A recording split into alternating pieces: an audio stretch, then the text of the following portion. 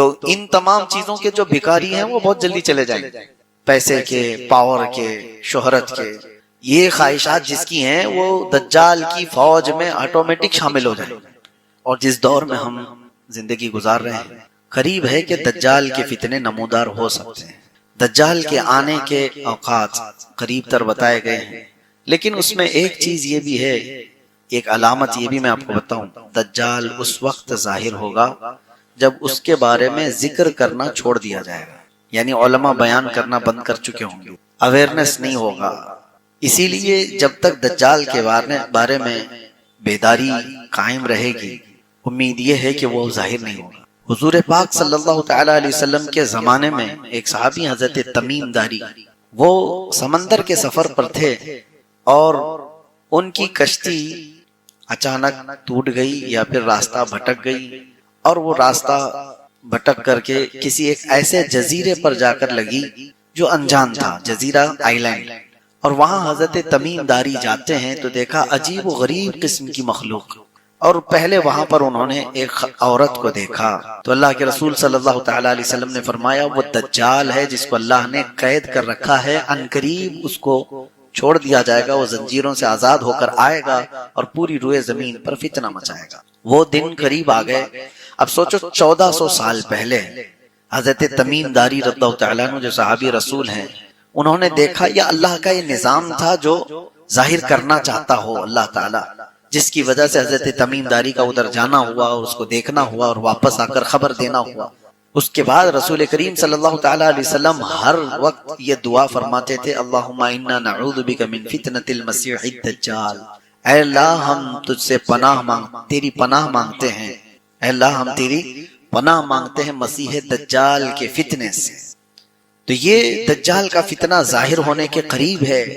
اس کی علامات جو بیان کی گئیں وہ تو بڑی علامتوں میں سے تو ایک یہ ہے کہ وہ پوری دنیا میں سچ کو جھوٹ ثابت کیا جا رہا ہوگا اور جھوٹ کو سچ بتایا جا رہا ہوگا. کیا یہ میڈیا دجالی نہیں ہے؟ اس کے لیے ہم کہتے ہیں دجال، یہ عربی لفظ ہے دجل سے. دجل کہتے ہیں دھوکہ دینے والے کو، سچ کو چھپانے والے کو، یہ دجل و فریب جس کو کہتے ہیں اسی سے دجال ہے، بہت بڑا دھوکہ دینے والا. وہ ہے شیطان لیکن وہ خدا بن کر کے لوگوں کے سامنے آئے گا. وہ اپنی ایسی ایسی چیزیں دکھائے گا کہ آسمان سے بارش برسا کر، زمین سے سبزے اگا کر، بلکہ مردے کو وہ زندہ کر کے بھی دکھائے گا. ایک بڑی آزمائش ہوگی تمہارے سامنے، اگر مردے کو کوئی زندہ کر کے دکھائے کیا کہو گے؟ ایمان کا بڑا اس وقت کٹھن امتحان ہوگا. اور حدیث پاک میں وہ اپنے ایک ہاتھ میں جنت اور ایک ہاتھ میں دوزخ لے کر کے چل رہا ہوگا، دکھائے گا.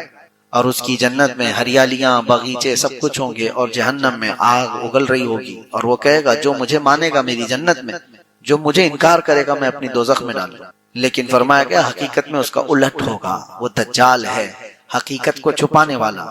جو اس کی جنت میں جائے گا وہ حقیقت میں اللہ کی دوزخ میں جائے گا. اس کو اصفہان بھی کہتے ہیں، اصفہان بھی کہتے ہیں. اصفہان ایک مشہور علاقے کا نام ہے. آپ نے اپنے ممبئی کے جید ولی کامل حضرت بہاؤالدین شاہ بابا کے نام سنے ہوں گے، وہ بھی اصفہانی ہے. بہاؤالدین شاہ اصفہانی سنا ہوگا.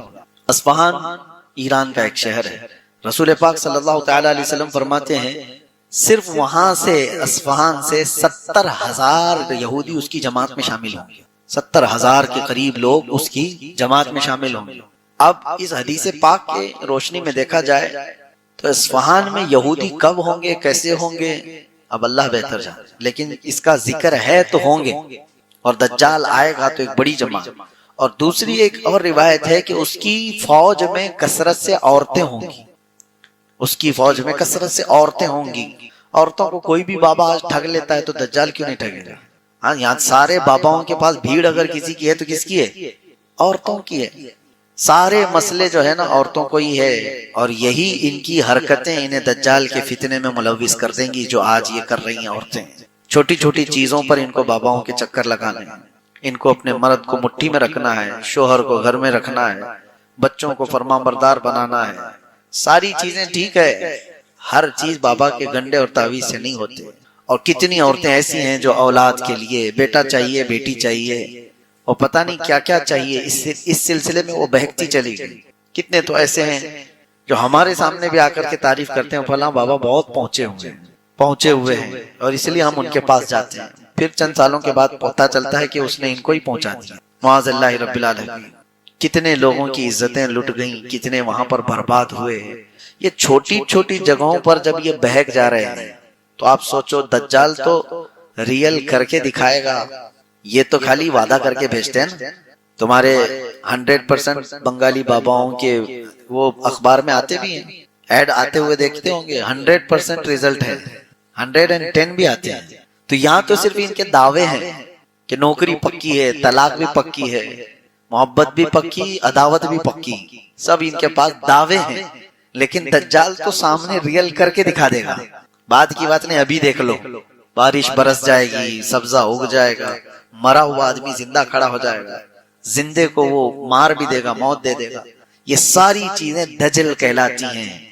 دجل یہ حقیقت نہیں ہے. اللہ تبارک و تعالیٰ نے اس کو جو چیزیں دی ہیں وہ حقیقت کو چھپائے گا انسانوں کے سامنے.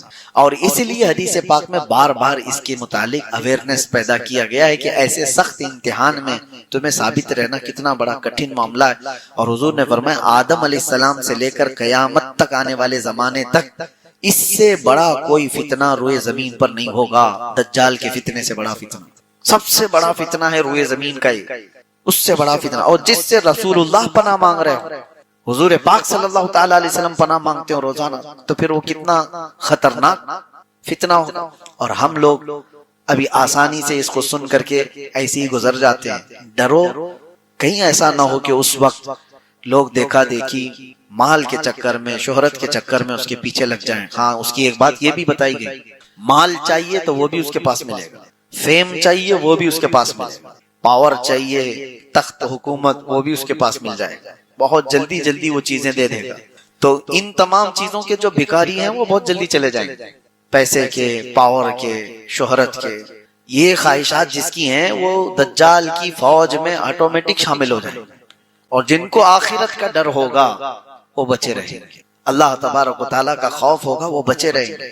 باقی یہاں تو ہزاروں کو آپ دیکھتے ہیں. الگ الگ رنگ کے پھولوں سے یہ مکھی چوس کر کے آتی ہے رس، اور اپنے چھتے میں لا کر چھوڑ دیتی ہے، اور اس کے بعد اس میں مٹھاس آتی ہے. اور غضب کی مٹھاس، اس کی مٹھاس کا مقابلہ کوئی نہیں کر سکتا. جو اوریجنل مٹھائی ہے وہ شہد ہے دنیا میں، باقی سب چیزوں کو چھوڑ دیں، سب بنی ہوئی ہیں، لیکن اوریجنل جو مٹھاس ہے وہ صرف شہد کی ہے. اس کا ذکر کیوں ہے؟ دو جانوروں کا اللہ نے ذکر فرمایا. ایک گائے کا، یعنی دودھ دینے والی جو بھی ہے. اللہ فرماتا ہے کہ ہم دودھ کہاں سے نکالتے ہیں، دودھ کہاں سے آتا ہے. قرآن فرماتا ہے من بین فرث و دم، گوبر اور خون کے بیچ سے. گائے چارہ کھاتی ہے، اس کے بعد اس کو جگالی کر کے وہ ہضم کرتی ہے، اور اس کا وہ فضلہ بن جاتا ہے، اور اسی سے تھوڑا خون بھی بنتا ہے. خون اور اس کے گوبر کے بیچوں بیچ سے دودھ کو اللہ نکالتا ہے. اللہ فرماتا ہے من بین فرث و دم لبنا خالصا، خالص دودھ نکلتا ہے، نہ اس میں گوبر کا اثر آتا ہے، نہ خون کا اثر آتا ہے، اور نہ ہی کسی گائے کو چیر کر کے دیکھ لو کہ کوئی فلٹر اندر رکھا ہوا ہے. کون سی مشین لگی ہوئی ہے، کون سی مشین لگی ہوئی ہے کہ اس دودھ کو صاف کر کے، یعنی اس میں خون کے ذرات ہیں تو الگ کر دے، گوبر کے ذرات ہیں تو الگ کر دے. میاں رنگ بھی نہیں آتا اور نہ ہی مزہ آتا ہے. دودھ کے اندر کبھی خون کا مزہ آیا، دودھ کے اندر کبھی گوبر کا مزہ آیا؟ نہ مزے کو اللہ ملنے دیتا ہے، نہ اس کے اثر کو، نہ اس کے رنگ کو ملنے دیتا ہے. اور قرآن میں اللہ فرماتا ہے کہ ان دونوں کے بیچ سے خالص دودھ کو نکالتا ہے اللہ تعالیٰ، اور یہ پینے والوں کے لیے پیٹ بھرنے والی غذا ہے. ایک اس کا ذکر ہے اس جانور کا، اور دوسرا مکھی کا، کہ مکھی جو ہے یہ عبرت کی چیز ہے. شہد کی مکھی، اللہ کرے کہ آپ کو کبھی ڈنک نہ مارے، کبھی ڈنک نہ مارے. اگر یہ مارتی ہے تو زہر چڑھتا ہے، جسم پھول جائے گا. چہرے پہ اگر کاٹ لے، کئی لوگوں کا اس میں انتقال بھی ہوا، موت بھی ہوتی ہے. اگر کئی مکھیاں مل کر کے کاٹ دیں آدمی کو شہد کی، آدمی مر سکتا ہے. زہر ہے، سمجھ میں نہیں آتا وہ زہریلی مکھی ہے. اور پھولوں کا جو رس چوستی ہے اس میں سے آپ بھی چوس کے لا کے اپنے گھر میں تھوک کے دیکھو. گلاب کو چوس لو، موگرے کو چوس لو، چمیلی کو چوس لو، اور اپنے گھر کے ایک کٹوری میں تھوک کے دیکھو، بدبو ہی آئے گی. اور پھولوں کا رس تو کڑوا ہی ہوتا ہے، لیکن وہ مکھی زہریلی خود بھی ہے اور چوستی کڑوے پھولوں کا رس ہے، اور لا کر کے چھتے میں جب ڈالتی ہے تو نہایت ہی شیریں، نہایت ہی میٹھی چیز اب اللہ تبارک و تعالیٰ فرماتا ہے کون ہے جو اس میں مٹھاس پیدا کرتا ہے؟ کون ہے؟ اس کو مٹھاس پیدا کرنے والا کون ہے؟ وہ خالق کائنات ہے، جو پھولوں کو رنگ دیتا ہے اور شہد کی مکھی کے منہ میں مٹھاس دیتا ہے۔ اب اسی کو کہا گیا ہے، یہ عبرت کی چیز ہے۔ ویسے آپ کو میں یہ بات بھی بتا دوں، وہ ڈنک مارے تو زہریلی، لیکن تھوک دے اپنے چھتے میں تو وہ شفا والی غذا ہے۔ ایک ہی منہ سے دو چیزیں کیسے؟ اتنا زہر بھی ہے کہ کاٹے تو مر جائے، اور اتنا ہے کہ اپنے گھر میں چھوڑے تو بیماروں کو شفا بھی ہو جائے۔ ایک ہی مکھی کے اندر یہ دو چیزیں۔ اعلیٰ حضرت فاضل بریلوی رضی اللہ تعالیٰ عنہ کی یاد آتی ہے، آپ نے فرمایا گستاخان رسول کو، وہ فرماتے ہیں اعلیٰ حضرت ظالموں میں شہد کی مکھی کی طرح ہوں۔ اعلیٰ حضرت اپنے آپ کو کہتے ہیں میں شہد کی مکھی کی طرح ہوں، جس کی مٹھاس کا بھی جواب نہیں، جس کے ڈنک کا بھی جواب نہیں۔ وہ اپنوں کے لیے میٹھا رس دیتا ہے اور ظالموں کے لیے وہ ڈنک بھی مارتا ہے۔ اعلیٰ حضرت نے اپنے لیے مثال میں فرمایا شہد کی مکھی کی طرح۔ لیکن میں آپ کو ایک روایت یہ بھی بتاؤں، اس شہد کی مکھی کے اندر جو مٹھاس آتی ہے، اتنی مٹھاس کیسے؟ فرمایا کہ یہ جب پھولوں کا رس چوستی ہے تو پھولوں کا رس چوس کر اپنے گھر جانے تک یہ حضور پاک پر درود پڑتی ہے، اور اس درود کی برکت ہے حضور پاک صلی اللہ تعالیٰ علیہ وسلم کے کہ اس کے منہ میں مٹھاس پیدا ہوتی ہے۔ اللہ تعالیٰ ہمارے منہ میں مٹھاس پیدا فرمائے، زبان میں آپ کے اثر پیدا فرمائے۔ یہ دونوں چیزیں اللہ تعالیٰ نے عبرت کے طور پر فرمایا ہے۔ دو جانوروں کا ذکر ہے اور دونوں عبرت کے لیے ہے۔ اب ان لوگوں کو آج کے زمانے میں پتہ چل رہا ہوگا نا کہ دودھ کہاں سے نکلتا ہے، آج سرچ کر کے بتا رہے ہوں گے نا کہ دودھ کہاں سے نکلتا ہے، ڈائری والوں کو پوچھو یا اس کے جو ریسرچ اسکالرس ہیں ان سے پوچھیں۔ لیکن قرآن 1400 سال پہلے بغیر کسی سونوگرافی کے، بغیر کسی چیر پھاڑ کے جب بتا رہا، تو آج بھی ان لوگوں کو عقل میں نہیں آتی بات کہ آخر یہ باتیں قرآن میں آئی کیسے؟ اس وقت نہ سائنس کا وجود، نہ کسی مشین کا وجود۔ تو محمد عربی صلی اللہ تعالیٰ علیہ وسلم کی زبان سے جو کلمات نکلے وہ ان کے اپنے نہیں ہیں، یہ خلاق کائنات کے کلمات ہیں۔ جس نے پوری کائنات کو پیدا کیا اسی نے یہ تمام چیزیں بیان کیا۔ آج ہی کے پارے میں ہم نے دو بہت اہم آیتیں تلاوت کی ہیں، وہ ہمارے لیے بہت ہی ہمت والی آیتیں ہیں۔ اللہ فرماتا انا نحن نزلنا ذکر وانا لہ لحافظون، بے شک ہم نے ہی قرآن کو اتارا ہے اور ہم ہی اس کی حفاظت کرنے والے ہیں۔ اللہ کا وعدہ ہے۔ یہ 26 لے کر کے جو بیٹھے ہوئے ہیں یہ پاکھنڈی مر جائیں گے۔ بڑا یہ چاہتا ہے کہ پوری دنیا کوبڑی ہو جائے، وہ یہ نہیں چاہتا کہ میری پیٹھ صحیح ہو جائے، وہ یہ چاہتا ہے کہ دنیا میں سب ویسے ہی دکھتے رہیں جیسے میں کوبڑا ہوں۔ ہاں، خود کے گھروں کی کتابوں کا حال تو یہ ہے کہ بیچارے یہاں ایک الگ پبلش ہوتی ہے، وہاں ایک الگ پبلش ہوتی ہے، سب کے روایتیں بدلی ہوئی ہیں، اس کا مضمون الگ ہے، اس کا مضمون الگ ہے۔ بائبل پتہ نہیں مارکیٹ میں کتنی ملتی ہے، الگ الگ ہے۔ ویدوں میں تبدیلیاں ہیں، قرآن میں تبدیلیاں ہیں، شرح لکھنے والوں میں الگ الگ باتیں ہیں۔ تو ظاہر سی بات ہے دنیا میں دوسری کتابوں کو انہوں نے دیکھا تو سوچتے ہیں قرآن بھی ایسا ہی ہے۔ میں یہ کہتا ہوں ترجمے 1000 ہو سکتے ہیں، تفسیریں 1000 ہو سکتی ہیں، لیکن قرآن کا وہ نفس مضمون ایک ہی رہے گا، قیامت تک ایک ہی رہنے والا ہے۔ اور یہی اللہ کا وعدہ ہے، ہم نے ہی قرآن کو اتارا ہے اور ہم ہی اس کی حفاظت کرتے ہیں۔ ہاں، اور دوسری آیت جو میں کہہ رہا ہوں، 2 آیتیں ہم نے پڑھی ہیں۔ دوسری آیت ہے وَنَزَّلْنَا عَلَيْكَ الْقُرْآنَ تِبْيَانًا لِكُلِّ شَيْءٍ۔ اللہ فرماتے ہیں ہم نے قرآن میں ہر چیز کا واضح بیان کر دیا ہے، واضح بیان کر دیا۔ میں تقریباً آج سے 10 سال پہلے کی بات ہوگی، تو 2012 وغیرہ میں ایک صاحب وہ پوچھنے لگے، وہ بڑے ماڈرن خیالات کے ہیں، تو انہوں نے کہا آپ کہہ رہے ہیں قرآن میں ہر چیز کا واضح بیان ہے، تو کیا پیٹرول کا بھی ذکر ہے قرآن میں؟ اور پتہ نہیں پیٹرول ہی شاید اس کو زیادہ اچھا لگتا ہو یا پیٹرول پیتا ہو۔ میں نے کہا پیٹرول کیا؟ اللہ نے فرمایا ہر چیز کا واضح بیان ہے، ہر چیز کا واضح بیان ہے۔ ہم نے ان سے پوچھا تمہیں پتہ ہے سمندر میں موتیاں ہیں؟ پتہ ہے نا، سمندر میں ہی ہوتی ہیں نا موتیاں۔ کہا ہاں ہے۔ کہا جاؤ ڈوب کے لے کے آؤ۔ کہا ہمارا کام نہیں ہے۔ کہا کس کا ہے؟ وہ جوہری کا کام ہے جو غوطہ لگاتا ہے۔ کہا یہی قرآن میں ہر چیز کا بیان ہے، اس میں غوطہ لگانے کا کام اماموں کا ہے جو مجتہدین ہیں، ائمہ مجتہدین ہیں، علماء صالحین ہیں۔ جس کا جیسا علم ہوگا وہ غوطہ لگاتا ہے اور قرآن سے نکالتا ہے۔ ارے سیدنا عبداللہ ابن عباس سید المفسرین صحابی ہیں، حضور سے سب سے زیادہ قرآن کی تفسیر سیکھنے والے، وہ کہتے ہیں قرآن کے علم کے بارے میں، اگر میرے اونٹ کے گلے کی رسی بھی گم ہو جائے تو میں قرآن سے ڈھونڈ لوں گا، ہاں قرآن سے ڈھونڈ لوں گا۔ تو یہ ہر چیز کا واضح بیان ہے، لیکن یہ اپنے اپنے ظرف کی بات ہے، اپنے اپنے علم کی بات ہے۔ ہمیں پتہ ہے سمندر میں بہت سارے خزانے ہیں، لیکن ہر ایک کا کام نہیں ہے کہ سمندر میں جا کے موتیاں لے آئے۔ ہاں کچھ لوگ کوشش کر بھی لیں گے تو سیپیاں لا سکتے ہیں، سیپ لے لیں گے، موتیاں لانا اور وہ سب جانکار لوگوں کا، ماہرین کا کام ہوتا ہے۔ اسی طرح میرے عزیزو قرآن عظیم میں ہر چیز کا واضح بیان ہے۔ اس کا مطلب اب یہ بھی نہیں، ایک فرقہ نکلا ہے اہل قرآن، ابھی ایک فرقہ ہے، انٹرنیٹ پر کتنے فرقے آئیں گے پتہ نہیں، ابھی 72 تو بہت پہلے ہی ہو گئے جو جہنم میں جانے والے تھے، ابھی آ ہی رہے ہیں، ان کی شاخیں پہ شاخیں ہو رہی ہیں۔ اہل قرآن اور اللہ کی پناہ یہ اکثر جو ہے نا پاکستان سے نکلتے ہیں۔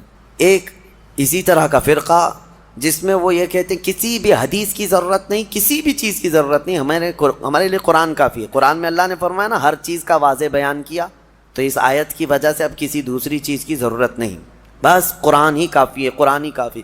وہ دنیا کو ایسا گمراہ کرتا ہے آدمی، ہاں بات کرنے نہیں دیتا علماء کو، لیکن وہ لوگوں پر اپنے لچھے دار باتوں سے حاوی ہونے کی کوشش کرتا ہے۔ ہر چیز کا بیان قرآن میں، ہر چیز کا بیان قرآن میں۔ کافی سال پہلے ہمارے استاذ گرامی حضور محدث کبیر رحمۃ اللہ ادام اللہ اقبالہ، آپ نے فرمایا تھا کہ آپ کا ایک اہل قرآن سے کسی سے مباحثہ ہو رہا تھا، ہر چیز کا بیان قرآن میں، ہمارے لیے قرآن کافی ہے۔ تو حضرت نے اس سے کہا کہ تو ٹھیک ہے، کتا کھانا کہاں ہے، کیا ہے بتائیے، حلال ہے کیا حرام ہے؟ قرآن میں اس کا ذکر ہونا چاہیے، صاف صاف ذکر ہو کتا کھانا کیا ہے۔ اگر حلال ہے تو پہلے تم کباب بنا کے کھاؤ، اور حرام ہے تو پھر قرآن سے دکھاؤ۔ نہیں تھا۔ کیا قرآن میں ہر جانور کا پرٹیکولر نام ہے؟ نہیں ہے، فارمولے بتائے گئے ہیں۔ اور قرآن کو سمجھنے کے لیے رسول پاک کی حدیث ضروری ہے، کیونکہ وہی نور ہے جو اس پر روشنی ڈالتا ہے۔ نبی پاک صلی اللہ علیہ وسلم کی حدیثوں کے بغیر قرآن کو سمجھنے کی کوشش کرو گے پھر اٹکل پچھو مارتے رہ جاؤ گے، اس کا مطلب یہ ہو سکتا ہے، اس کا مطلب یہ ہو سکتا ہے۔ نبی پاک صلی اللہ تعالیٰ علیہ وسلم کی احادیث سے جس نے قرآن کو سمجھا وہ ہدایت پر ہے، وہ ہدایت پر ہے۔ ورنہ یہی انٹرنیٹ کے کیڑے جو ابھی نکلے ہوئے ہیں اپنا فرقہ بنائے، اور انہوں نے کیا کیا انکار کر دیا، معجزہ نہیں ہوتا، یہ تورات زبور انجیل کوئی کتاب ہی نہیں تھی، ہاں، اور سب سے افضل قوم جو تھی وہ بنی اسرائیل تھی، امت محمدیہ نہیں ہے۔ آیتوں کے ذریعے سے بہت کچھ توڑ مروڑ کر کے مانے۔ کہاں سے سمجھ رہا ہے؟ اس سے سوال کرو تو کہا ہم اپنی عقل سے سمجھتے ہیں، عقل سے سمجھتے ہیں، ان کو حدیث کی ضرورت نہیں، حدیث کا لفظ تک نہیں لیتے، وہ کہتے ہیں عقل سے، ہم اپنی عقل سے سمجھتے ہیں، اللہ نے ہم کو اتنی ہدایت دی۔ اگر ان سے صرف ایک سوال کر لیں، ایک سوال کر لیں، سب چیزیں تمہارے لیے قرآن ہی کافی ہے نا۔ پہلی بات تو یہ بتاؤ کہ یہ قرآن تم تک آیا کیسے؟ کیا تمہاری عقل پہ ڈائریکٹ نازل ہو گیا، جبرائیل امین لا کر کے دے دی؟ کہاں سے آیا قرآن؟ اس کی آتھینٹسٹی چاہیے۔